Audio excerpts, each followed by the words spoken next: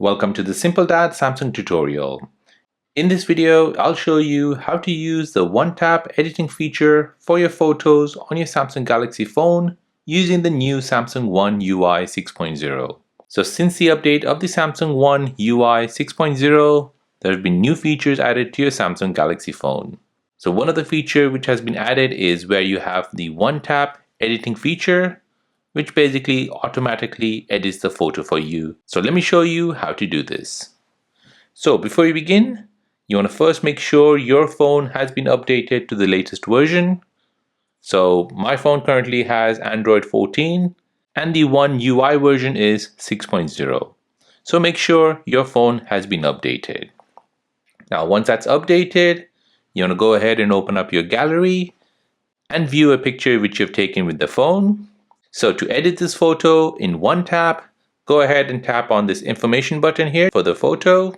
So in this information screen, you'll see the date that has been taken, what phone, and all the details here.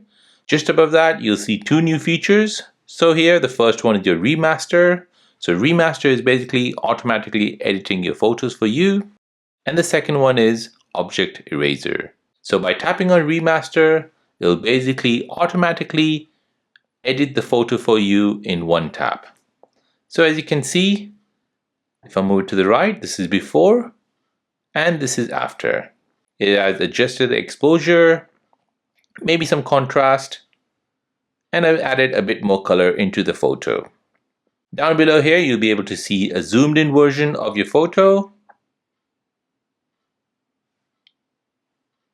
As you can see, it also added a bit of sharpness on the photo. Once you're happy with that, go ahead and tap on save, and that'll save the image as the edited photo.